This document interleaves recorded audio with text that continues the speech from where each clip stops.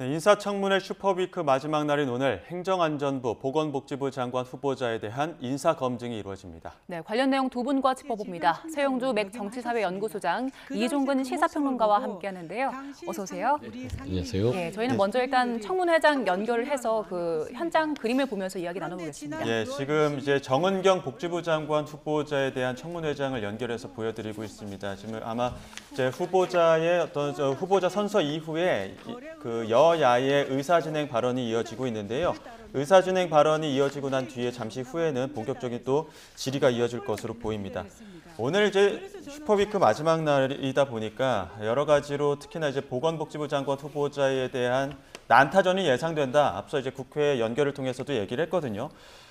정은경 후보자의 경우에는 어떤 부분이 가장 큰 쟁점이 될까요? 일단 이해 충돌입니다. 뭐냐면 당시 이제 정은경 질병관리본부장에서 이제 관리청장으로 코로나19 때 이제 뭐 보직이 변경됐는데 당시에 그러니까 코로나와 관련돼서 모든 어떤 코로나와 관련된 이 산업까지도 그 영향을 줄 수 있는 그런 직위 아니겠습니까? 그런 직위를 수행하고 있는데 배우자가 관련된 코로나와 관련된 그런 그 기업을 주식을 산 거예요. 네. 그 주식을 샀기 때문에 이해 충돌이다 하는데 문제는 뭐냐면 지금 정경 후보자는 사긴 샀다.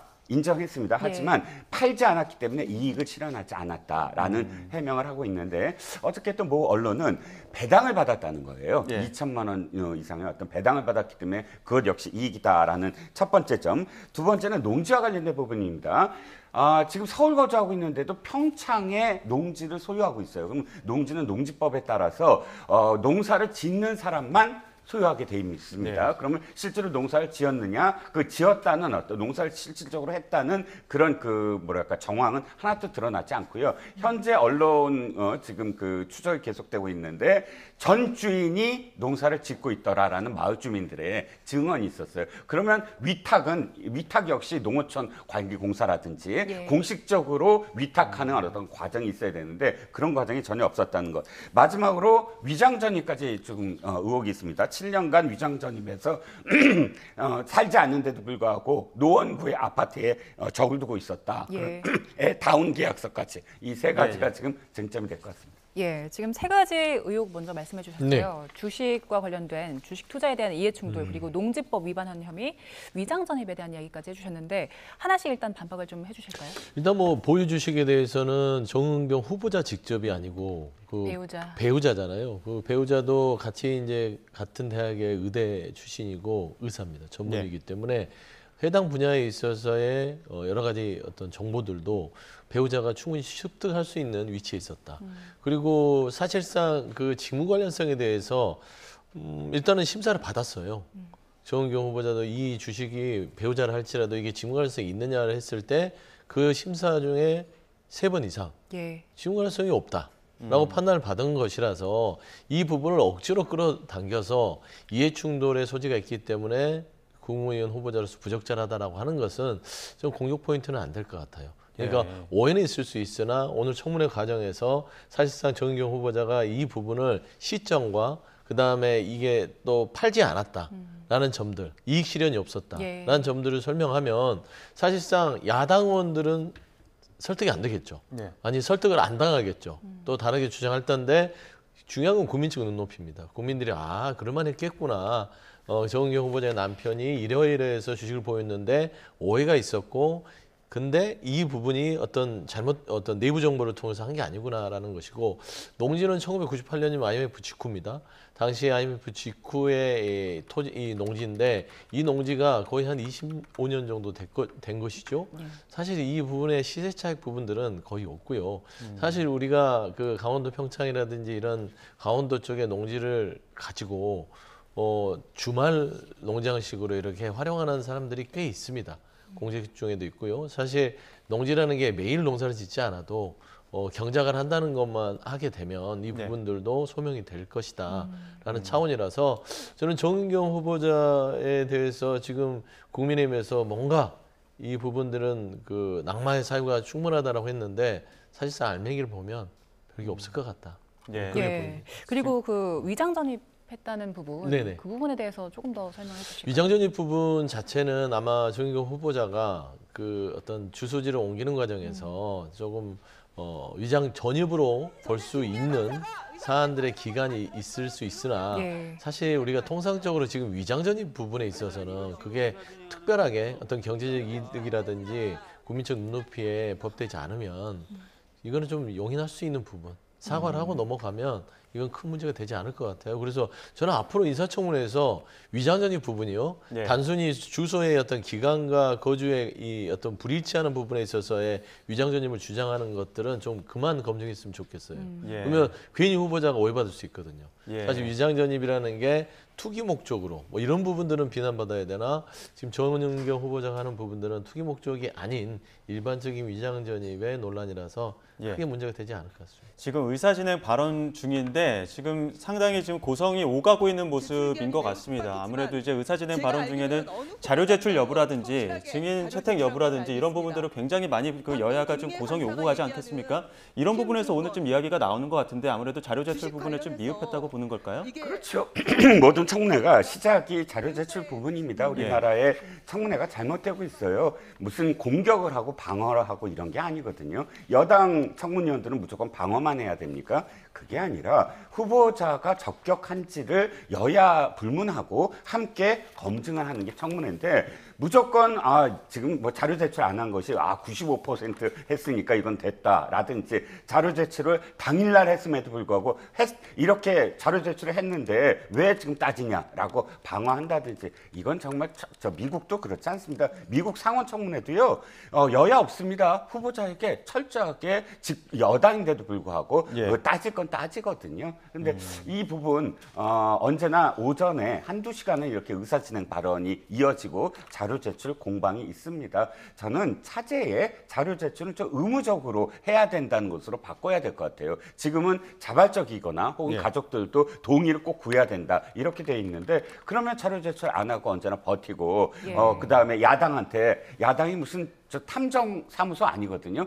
결정적 한 방이 없다. 수사권이 없는데 어떻게 한 방이 있을 수가 있습니까? 이런 식의 공방 계속 그 악순환으로 이어지는 것은 차제의 여당이든 야당이든 언제든 집권은 바뀔 수가 있으니까 누구도 또 공감할 수 있는 청문회 제도 자체를 좀 변경했으면 합니다. 네, 정은경 후보자 측에서는 일단 주식과 관련해서 매도한 적도 없고 이익을 실현한 사실이 없다고 하고 있지만, 지금 야당 측에서는 코로나19 수혜주 투자 관련해서 거래 자료를 요구하고 있고요. 또 증권사별로 좀 주식 거래 내역을 내달라 이렇게 요구를 하고 있거든요. 그렇습니다. 예. 지금 야당이 요구하는 건 이 지금 청해 땡땡땡의 그 주식만이 아니라 관련 주식들이 더 있는 것으로 지금 진단 제보가 키트. 되고 있거든요. 그런데 그 자료와 관련돼서는 전혀 내놓지 않고 있고, 위장전입 말씀을 하나 드릴게요. 위장전입이 이유가 없다 뭐 하는데, 중랑구의 아파트와 그다음에 노원구의 아파트를 동시에 동시는 아니고 시차를 두고 예. 샀습니다. 매입을 했다면 그 매입에 이 노원구로 전입을 했는데, 중랑구에 거주하면서 노원구에 지금 전입을 한 이유에 대해서 사실 제대로 설명을 못 하고 있거든요. 근데 이건 거의 대부분은 어떤 투자, 또 부동산 투자와 관련돼서 이것을 회피하려는 어떤 목적이 대부분 있습니다. 그리고 마지막으로 이 농지와 관련돼서는 주말에 가서 이 농사를 짓는 건 주로 몇 평짜리 텃밭을 얘기합니다. 한두 평짜리 텃밭이야 주말마다 가서 감자 심고 배추 심고 할 수 있습니다. 그런데 몇천 평, 몇백 평을 어떻게 주말마다 그 농사를 지을 수 있습니까? 불가능하고요. 다시 말씀드립니다만, 이건 지금 농사를 짓고 있더라고요. 가봤더니 농사가 아주 제대로 농사를 짓고 있어요. 그런데 누가 지었냐 했더니 전 주인이 짓고 있더라. 그건 어떻게 증명이 되냐면 직불금 있지 않습니까? 예. 그 농민들한테 주는 직불금, 그걸 받았어요. 근데 어떻게 받았나 봤더니 전 주인이 받았더라고요. 그러면 이 땅을 경작하는 건 전 주인이라고 추정할 수 있잖아요. 근데 위탁도 안 하고 맡기지도 않고 본인이 마치 계속 농사를 짓는 것처럼 해서 몇 년간 소유하고 있다? 이거 농지법 위반입니다. 법을 위반했는데 우리가 텃밭이니까 이거 주말마다 가니까 이렇게 해명해서는 안 된다는 거죠. 네, 지금 현장에서는 그 배우자 동의하에 그 주식 거래 내역은 제공을 했다 이렇게 이야기를 하고 있는데, 야당에서는 추가 자료가 필요하다고 이야기를 하고 있고 그 추가 자료를 내지 않다 보니까 지금 현장에서 자료 제출이 좀 미흡하다 이런 부분으로 계속 이야기가 오가는 것 같은데요. 자료 제출 요구에 대해서는 좀 어떻게 보십니까? 정은경 후보자는 자료 제출을 매우 성실하게 했다고 볼 수 있죠. 80% 이상, 예.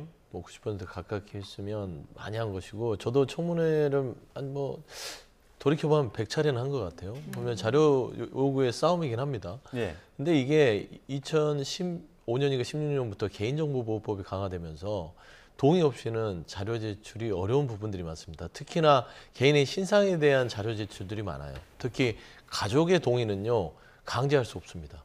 가족은 가족의 스스로의 판단이 있기 때문에 배우자가 이 부분은 내가 공개하기 싫어. 만에 하나 당신과 관련된 부분들이 업무상 관련된 것까지만 내가 공개를 할 테니 여기는 내가 하겠소. 이거는 선택이거든요. 네. 그래서 아무리 인사청문회를 하더라도 그 부분에 대해서는 강요할 필요가 없을 뿐더러 사실 국민의힘 의원들이 이 자료 제출 요구를 가지고 실강할 게 아닙니다. 뭐 농지법 위반 자체도 따지고 보면 법률 위반이 될 수도 있겠으나 위장전입도 마찬가지고요. 예. 뭐 중랑구, 노원구 좀 죄송한 말이지만 강남 뭐 이런 고가 아파트 아니잖아요.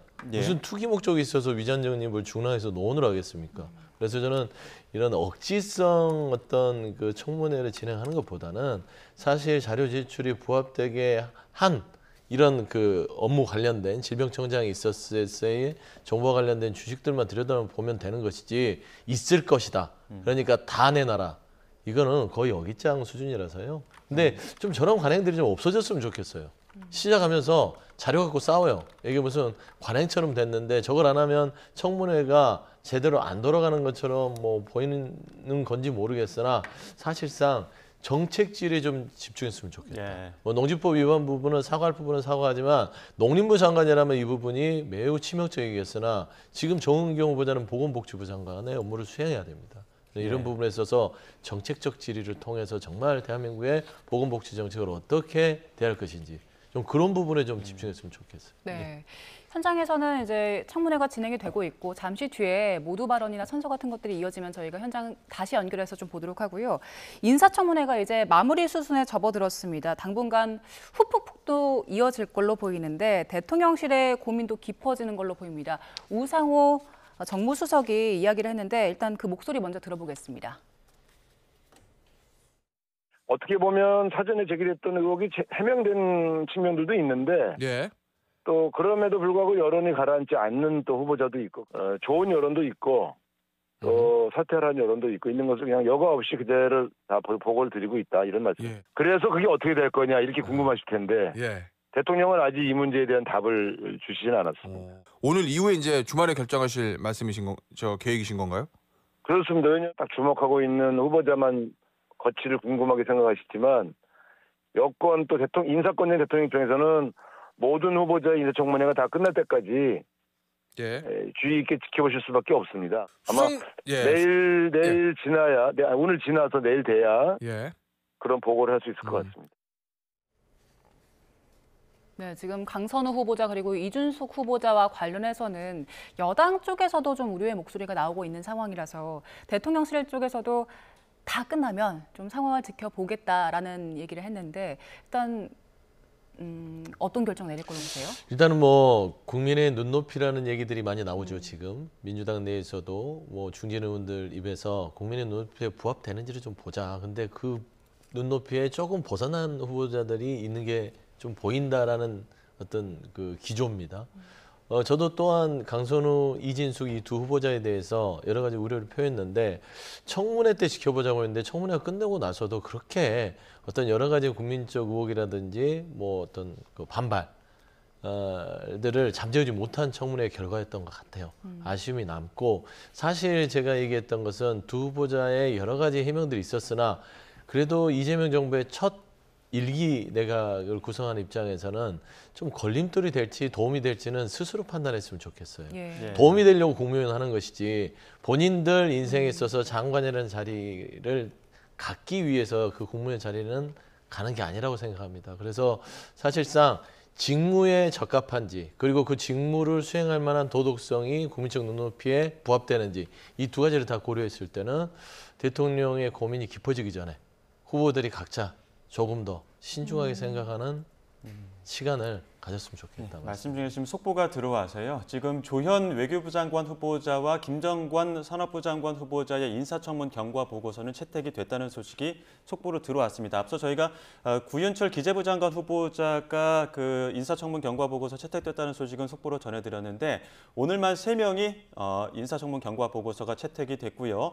배경훈 과기부 장관에 이어서 오늘 3명 또 합의 채택이 된 상황. 속보로 전해드렸습니다. 혹시 현장에서 관련 소식이 또 추가로 들어오면 전해드리도록 하고요. 자, 지금 일단 여당에서는 1+알파는 이제 낙마해야 된다라는 기조인 것 같고 야당에서는 2+알파 이렇게 얘기를 하고 있는데 어느 정도로 좀 정리가 될까요? 일단 오늘 우상호 정무수석이 오늘이잖아요. 저게 라디오하고 통화한 거 의미가 있다고 봅니다. 왜냐하면 우상호 정무수석이 비슷한 얘기를 이미 했잖아요. 며칠 전에 그 이야기가 그러니까 안 좋다는 어떤 그런 여론도 보고 드린다는 이야기가 나오자마자 언론들이 기류가 바뀌고 있다부터 시작을 해서 이 두 명은 낭만시킨 자진 사태 이런 식의 추측 기사들이 나왔습니다. 그러자 지금 홍보수석 강유정 홍보수석이 나와서 대변인이죠. 죄송합니다. 강유정 대변인이 부인했잖아요. 기류 변화 이런 건 없다라고 부인을 했습니다. 이러면 정무수석이 똑같은 얘기를 되풀이할 이유가 없거든요. 왜냐하면 자신의 발언으로서 기류 변화로 이렇게 그 기사들이 나왔기 때문에. 그런데 그 입장을 그대로 오늘 또다시 라디오에 더군다나 합니다. 그리고 저는 두 가지가 들리는데 하나는 그런 보고 드리고 있다라고 얘기했고 두 번째는 주말께 어떤 결정이 나온다. 이 두 가지를 종합을 했을 때 사실상 정략적 정무적 판단을 하고 있는 것으로 보입니다. 중간에 만약에 자진 사퇴를 하게 되면 이 언론이라든지 또는 야당의 타깃이 바뀌거든요. 그러니까 아직도 진행되고 있는 나머지 후보자들에게 만약 화력이 집중된다면 또 다른 진짜 플러스 알파가 이루어질지도 모른다. 그렇다면 상황을 관리하자. 주말까지 두 사람에 대해서 아직 결정을 하지 않은 상태로 놔뒀다가 주말에 자진 사퇴 정도로 유도를 하면 그 두 사람 이외에 또 다른 어떤 뭐 후보자나 또 다른 의혹이 불거지진 않을 것 같다라는 판단이 충분히 있는 것 같고요. 좀 전에 청문 채택이 사실은 야당이 상당히 협조를 하고 있는 겁니다. 안 그래, 뭐 3명이나 그러니까 무조건 반대라면 반대가 아니라 야당도 지금 그 두 사람으로 정리를 하는 것 같아요. 그러면 전체적으로 봤을 때 뭐 국정 파행이라든지 또 이런 것보다는 조기 진화가 이재명 대통령의 국정 운영에도 도움이 될 것으로 저는 판단하거든요. 그러면 아마 주말께 함으로써 두 사람으로 끝내려는 게 아니냐 싶습니다. 오늘 정은경 후보자도 논란이 클 것으로 보이는데 정은경 후보자까지는 아직은 좀 더 지켜봐야 된다는 것 같죠? 그렇죠. 정은경 후보자에 대해서는 아마 이제 국민의힘 쪽에서는 2+알파가 이진숙, 강선우 두 후보자 플러스 알파가 정은경 후보자 같아요. 근데 정은경 후보자는 저는 논란이 크게 불거질 가능성은 없다고 봅니다. 이 원래 빈수레가 연한하다고요. 앞에 자료 제출되면 쩌르면 없는 겁니다. 뭐 없으니까 자료를 내놔라 하는 거예요. 그래서 저는 사실상 보건복지부 장관 후보자는 낙마의 가능성도 높고 전문성도 매우 높고 국민적인 신망도 있기 때문에 저는 통과가 될 것 같고 최종적으로 1+알파 정도가 아마 국민의힘에서도 생각하고 있지 않을까 저는 그래 보입니다. 저희 그 인사청문회 같은 경우는 지금 현장 모습 보여드리고 있는데요. 현장에서 이제 주요 발언들 나오면 현장 연결해서 어떤 이야기하는지 들어보도록 하고요. 저희는 그 특검 이야기를 좀 해보겠습니다. 특히나 윤 전 대통령 오늘 구속적부심에 직접 출석하기로 했고 지금 10시 15분부터니까 지금 아마 시작이 되고 있을 것으로 보입니다. 어떤 주장을 좀 하게 될까요? 똑같은 주장을 할 겁니다. 본인은 그 어떤 정당한 행위를 했고 그다음에 이 특검은 위헌적이고 불법적이고 자기의 모든 구금 자체도 잘못됐다. 그래서 자기는 피해자다. 그리고 몸이 안 좋다. 몸이 안 좋기 때문에 좀 나는 풀려나야 되는데 이게 특검에서 본인을 인신구속한 부분들의 어떤 위법한 이런 상황들을 토로할 것 같아요. 근데 저는 참 어떻게 저럴 수가 있을까라는 생각을 국민들이 할 것 같아요. 그 구치소에서 특검의 수사에는 비틀거릴 정도로 계단을 오르지 못해서 할 만큼의 어떤 몸이 안 좋아서 조사를 못 받는데 구속적부심 갑자기 몸이 좋아져서 나와서 또 출석한단 말입니다. 이런 선택적인 어떤 법률적 대응 자체는요. 이 대한민국의 헌법과 법률에 대한 여러 가지의 기준을 심각하게 짓밟고 있는 피의자의 안 좋은 모습이다라는 라는 차원에서는 오늘 구속적 부심은요 100% 기각이 됩니다. 예. 그래서 저는 이런 부분에 있어서 윤석열 전 대통령, 저는 이제 법에 응하지 않는 분은 전 대통령이 아니라 피의자 윤석열이라고 부르는 게 맞다고 보거든요. 그래서 피의자 윤석열은 오늘을 마지막으로 더 이상은 법적 대응을 할 게 없을 것이다라고 봅니다. 윤 전 대통령 측에서 밝힌 입장 보니까 그 건강 악화를 굉장히 강조를 했더라고요.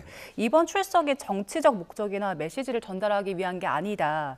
단지 구속될 경우에 회복이 어려운 건강 악화를 방지하기 위한 간절한 요청이다 이렇게 밝혔는데 네. 조금 전에 그 서영주 소장님께서 말씀해 주신 것처럼 구속 적부심이 받아들여지는 경우가 굉장히 적잖아요. 그렇습니다. 그럼에도 불구하고 청구했다는 건 이 이후의 수순을 뭔가 좀 보고 있는 걸까요? 그렇죠. 이 이후에 그러니까 자신의 어떤 건강 상태를 이 구속적 부심에서 직접 나와서 지금 호소함으로써 이후에 재판의 어떤 그 불참이라든지 이런 것에서 어쨌든 내가 구속적 부심까지 나가서 내 건강 상태를 다 얘기할 정도로 내가 건강 상태가 안 좋다라는 것을 전제로 해서 불참, 특검 뭐 소환 응하지 않고 또 한 가지가 보석이에요. 예. 지금 아직 보석이라는 마지막 그런 단계가 좀 남아 있거든요. 보석을 할 때 내 건강 상태를 이렇게 계속 호소하지 않았느냐라는 그런 서사 이렇게 이유를 쌓아나가면서 자신이 할 수 있는 모든 것들을 다 하겠다라고 생각을 하는 거고 실질적으로 건강 상태를 얘기하는 건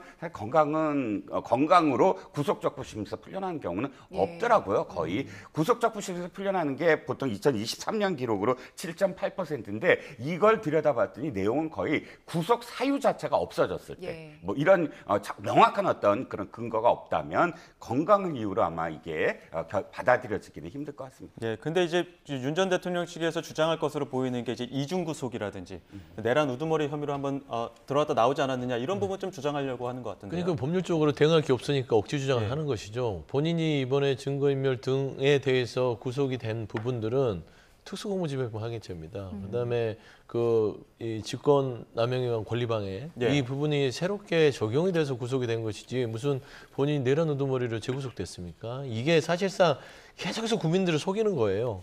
이걸 본인 지지층에게 얘기함으로써 내가 지금 억울한 그 구속을 당하고 있다라는 것이라서 정말 이렇게 대한민국 법치를 내란의 행위를 하고 그다음에 이 체포영장을 본인 지시하에 방해한 사람이 이거 사형 아니면 무기징역이잖아요.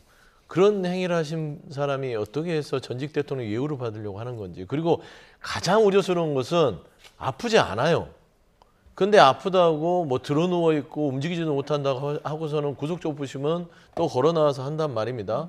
구속적 부심에서 아프다고 주장하려면 변호인 들어와서 대신해야죠. 지금 드러누워서 거의 호흡이 곤란할 정도다. 이거는 주장일 수 있고 그 부분이 입증이 되려면 구치소에 의료진이 있습니다. 의료진이 상시 대기하고 있고 그 의료진이 전문가로서 이거는 꾀병이다 하면은 그거는 안 되는 거예요. 전형적으로 지금 본인 지지층들에게 자신의 어떤 동정심을 유발하기 위한 행위들을 하는 것들 너무나 죄질이 안 좋다. 예. 그리고 내란 특검팀에서 지금 외환 혐의와 관련해서 수사 속도를 내고 있는 상황인데 김용대 드론 사령관 소환을 해서 조사했잖아요. 네네. 김용대 사령관이 처음에는 그 합참 명령에 따라서 수행을 했다라고 주장을 해봤는데 추가적으로 이제 나온 진술이 김용현 전 장관의 명령을 받았다라는 것까지는 인정을 했습니다. 윤 전 대통령과는 소통을 안 했다고 했지만 김용현 전 장관의 명령을 받았다는 것까지는 인정을 했거든요. 네. 자, 이렇게 진술하는 이유는 어디에 있는 걸로 보십니까? 일단 김용대 드론 사령관이 김용현 장관과 통화를 한 것까지는 인정을 한 것으로 보입니다. 그리고 직접적인 지시를 받지 않았고 당시에 합참 지시를 받은 건 맞다. 합참 작전본부장이 그러니까 첫 번째 드론을 띄운 날이 10월 3일이에요. 10월 3일 날 그 기록에 있습니다. 합참 작전본부장이 지금 합참 의장의 명령을 받고 전화를 걸어서 명령을 내립니다. 합참 의장의 지시라고. 그래서 그 다음에 예하 부대에 지금 그 지시를 내렸다라는 건 맞는 것 같아요. 단지 새롭게 증언을 했다는 건 그 이전에 6월달 그러니까 10월달이 아닌 6월달과 그 다음에 직후 10월달에 근접해서 2, 3차례 김용현 경호처장이 직접적으로 전화를 했다. 그리고 대통령이 오물풍선에 대한 대응책을 물었다. 이런 어떤 표현들이 지금 일관되게 김용대 사령관이 이야기하고 있는 것이거든요. 일단 이건 수사를 계속 해봐야 될 지점 몇 가지가 있습니다. 왜냐하면 어쨌든 10월 3일 날에 직접적인 지시는 합참이더라도 그 이전에 군의 어떤 직접적인 수사 아까 그 명령 체계가 아닌 경호처장이 전화를 해서 관련돼서 어떤 물인을 했다고 좀 표현을 하더라도 네. 이것이 직접적으로 또는 간접적으로 드론을 띄우는데 어떤 영향을 미쳤을까? 이 점은 분명히 해야 되고 또 전화로서 이야기했다는 대통령이 그 궁금해했다라는 것이 사실은 어느 정도까지 표현이 됐느냐? 단순히 궁금한 거냐? 아니면 직접적으로 대응을 주문한 거냐? 이건 차이가 있거든요. 뉘앙스에 따라. 그래서 이 두 부분은 진술의 어떤 좀 더 정확하게 어떤 짓을 했는지가 나와 봐야 김용대 사령관이 입장을 바꿨는지 아니면 지금까지 입장을 계속하면서 그 구체적으로 예. 어떤 통화 내용을 이야기했는지가 나올 것 같습니다. 이 지휘 체계는 따르긴 따랐는데 그때 당시에 그 작전의 정당성이나 합리성이 맞느냐 이런 부분들이 좀 주목되는 거 아닙니까? 그렇죠. 이제 합참의 지시를 따랐다면은 그거는 정당한 절차이긴 하나 합참의 지시 외에도 별도로 김용현 경호처장이라든지 뭐 국방부 장관 아니면 대통령이 직접 지시를 받고 했는지, 그러니까 무인기를 보낸 횟수가 한 번이 아니잖아요. 예. 여러 차례 중에 합참 지시를 받은 부분과 받지 않은 부분들을 또 구분해야 될 것이고 그 동기도 저는 파악해야 된다고 봅니다. 그 동기가 사실상 북한을 자극했다거나 정찰이 아니라 또 정치적인 목적을 통해서 하는 게 아니었냐라는 게 드러나면 실상 외환 유치죄까지는 아니더라도 이적죄까지는 사실상 적용할 수 있지 않을까 그런 보이는데요. 군 부분들은 굉장히 보안 부분들이 철저하기 때문에 예. 수사가 좀 오래 걸릴 가능성도 있다 그렇게 보입니다. 여기에서 김용현 당시 경호처장의 이름이 이제 나온 거잖아요. 수사가 그쪽까지 확대될 가능성도 있을까요? 무조건 결국에는 특검도 김용현을 가장 그 정점으로 보고 갈 겁니다. 그리고 김용현의 입을 통해서 윤석열 당시 전 대통령의 승인이 있었는지 이런 어떤 기회를 가지고 이어가기 때문에 사실 드론을 가지고 뭐 평양에 그 말하자면 김정은의 사는 곳에다 띄우고 또 추락된 부분에 있어서 김여정이 반발했을 때 그 부분을 좋아하고 기뻐했다라는 부분들은 사실 본인들의 작전이 성공했다라는 그런 신호거든요. 근데 남북 관계가 긴장이 고조되면 그게 성공한 걸까요? 저는 그런 의문부터 시작이 들어가야 될 것 같고, 논외로 제가 개인적으로 생각하는 것은 당시 6월부터 11월까지 윤석열 전 대통령이 군 골프장을 많이 이용했던 그런 당시의 기사들이 있습니다. 그러니까 예. 군 골프장에 누구와 동행을 했고 혹시 이런 작전들의 논의가 거기서 이루어지지 않았는지 그런 부분도 좀 들여다봐야 되지 않을까 생각합니다. 네, 지금 현장에서 윤석열 전 대통령이 구속적부심을 진행을 했다 이런 소식이 속보로 들어왔고요. 지금 내란 특검 관련된 소식도 전해드리겠습니다. 10시 15분부터 윤석열 전 대통령 구속적부심 진행 중이고 박억수 특검보, 조재철 부장 외에 검사 3명이 참석을 했다고 합니다. 어제 오후 3시에 구속적부심 관련해서 100여 쪽의 의견서를 제출을 했고 내란 특검은 오늘 구속적부심에서 PPT 100여 장을 또 준비를 해서 구속의 어떤 정당한 사유 등을 설명할 것으로 보입니다. 자, 내란 특검팀은 지금 이렇게 구속적부심과 또 별개로 수사 전선을 확대하고 있는 모습들도 있는데 이상민 전 행안부 장관 주거지 등 총 9곳 압수수색했거든요. 단전 단수 지시했다는 혐의와 관련해서 지금 소방청장 집무실 등도 포함이 됐는데 이 부분에 좀 새로운 것들이 나올까요? 나올 가능성도 있겠죠. 왜냐하면 지금 이상민 전 장관이 진술한 건 이겁니다. 계엄 당일날 소방청장에게 단전 단수를 언급했다라는 부분은 진술을 했어요. 근데 그 언급이 특검에서는 단전 단수를 지시했다라고 지금 파악을 하고 압수수색을 하고 있는 것이고 이상민 장관은 아니다. 내가 대통령 집무실의 책상 위에서 단전 단수와 관련된 문건을 봤는데 그렇기 때문에 이게 혹시나 내가 직접 지시를 하지 않고 대통령이나 또 다른 사람이 소방청장한테 이 단전 단수를 지시했다고 한다면 이건 대단히 큰 어떤 사회적 문제가 있을 수 있으므로 말리려고 통화를 했다. 이렇게 지금 갈립니다. 하지만 소방청장과 관련돼서 자료를 입수를 한다거나 혹은 또 다른 예를 들어서 소통을 하려고 했다고 한다면 PC라든지 기타 휴대전화라든지 이런 데 기록이 남아있을 것이거든요. 예. 단순히 이상민 장관이 그날 소방청장에게 한 통화만 했을 리는 없을 거예요. 왜냐하면 그게 어느 정도는 그런 부분들이 상의가 되고 뭐랄까 어떤 정도의 그 계획이 있어야만 당일날 지시를 받고 바로 실행을 할 거 아닙니까? 그 전에 아무것도 모르는데 장관이 딱 어떤 특정 언론사만 단수를 지시했다고 해서 그 그대로 받아들일까라는 의문이 있습니다. 예, 알겠습니다. 자, 저희가 이야기를 나누는 중에 지금 그 인사청문회장에서 좀 이야기가 나오는 것 같습니다. 정은경 후보자의 발언을 함께 들어보겠습니다. 후보자로서 근무하며 보건의료 현장과 정책 일선에 있었습니다. 질병관리청장직을 수행하고 보건복지부에 근무하는 기간에는 감염병 대응과 중증 외상진료 체계 구축 등 공공보건의료 정책을 총괄하였습니다. 이 과정에서 국민의 소중한 생명보호와 삶의 질 향상을 위해서는 보건복지 정책이 중요하다는 사실을 절감하였습니다. 제게 기회가 주어진다면 그간 쌓아온 경험과 전문성을 바탕으로 보건복지부의 전문 역량은 물론 각 분야의 전문가들과 긴밀히 소통하고 현장의 의견을 수렴하며 합리적인 보건복지 정책 대안을 찾아가겠습니다. 존경하는 박주민 위원장님 그리고 보건복지위원회 위원님 여러분, 지금 대한민국은 중대한 위기와 도전에 직면하고 있습니다. 경제성장 둔화와 양극화 심화, 급격한 인구구조의 변화, 필수 공공의료의 위기, 그리고 AI 등 첨단 기술 혁명은 보건복지 정책 환경을 근본적으로 바꾸고 있습니다. 장기화된 의정 갈등, 초고령 사회 진입에 따른 돌봄 수요 증가, 세계 최고 수준의 노인 빈곤율과 자살률 등 보건복지부가 해결해야 할 현안도 산적해 있습니다. 현재의 위기를 극복하고 모두가 함께 잘 사는 대한민국으로 나아가기 위해 국민 통합이 그 어느 때보다 중요한 시기입니다. 이런 상황일수록 사회보장제도 강화와 국민건강 증진이라는 보건복지부 본연의 업무에 충실하여 모든 국민의 기본적인 삶을 보장하기 위한 노력이 강화되어야 한다고 생각합니다. 이를 위해 구체적으로 다음 과제들을 중점 추진하겠습니다.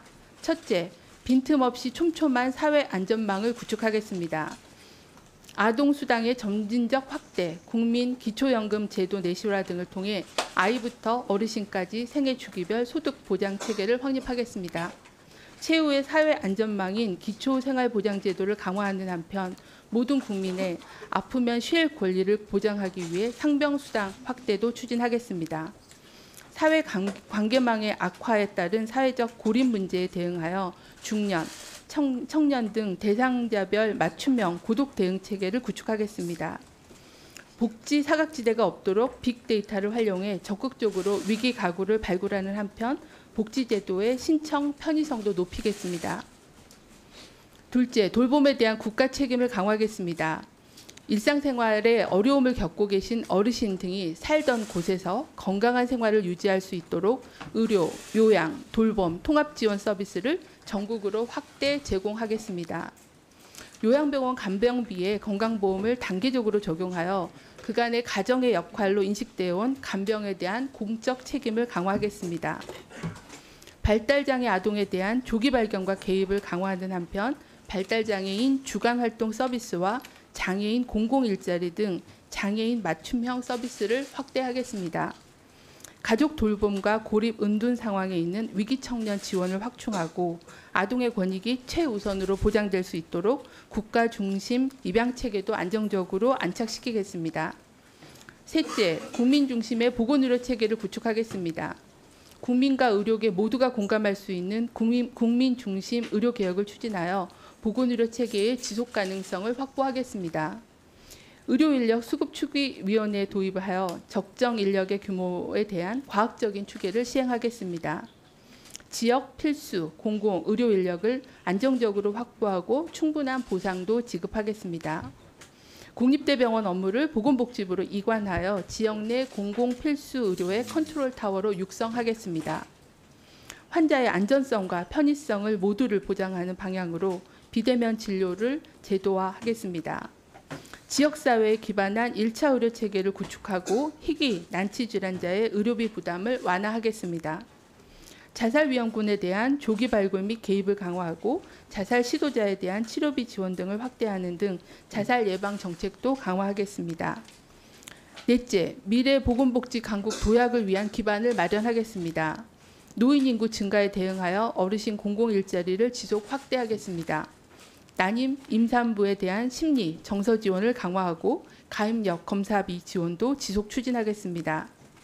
18년 만에 연금개혁이 더욱 효과를 거둘 수 있도록 다층 노후소득보장체계 구축 등 국회의 연금개혁 특위 논의에 적극 참여 지원하겠습니다. 제약, 바이오 강국 도약을 위해 정은경 복지부 장관 K바이오 후보자 모두 발언을 통해서 다양한 정책 제안을 했는데 이어지는 질의응답에서는 다른 쪽으로 좀 공방이 이어지겠죠? 그렇죠. 정책적인 어떤 부분은 사실 딱 한 가지입니다. 지금 뛰쳐나간 의사들 어떻게 다독이고 다시 들어오게 하는가. 두 번째, 그럼에도 불구하고 의사수는 어떻게 증원할 것인가에 초점이 맞춰질 것 같고요. 질문이 만약 간다면. 그 외에 야당은 사실 준비한 게 몇 가지가 더 있는 걸로 알고 있거든요. 그러니까 문제는 두 사람이지만 예. 정은경 후보자도 참 문제는 많다라고 인식하고 있기 때문에 아마 오늘 청문회에서 또 다른 그 야당의 의혹 제기가 지금 준비되고 있는 것으로 알고 있습니다. 예. 일단 뭐 들어보니까 이 복지 정책에 관해서는 아주 두텁게 생각을 많이 한 것 같고요. 사실 뭐 본인에게 드러나 있는 이제 배우자 주식에 대한 의혹들을 잘 털어내면 사실상 크게 국민 눈높이는 뭐 벗어나지 않을 것 같아요. 왜냐하면 그리고 정은경 복지부 장관 후보자가 질병관리청장을 하면서 그때 코로나 때 얼마나 힘들게 일했어요.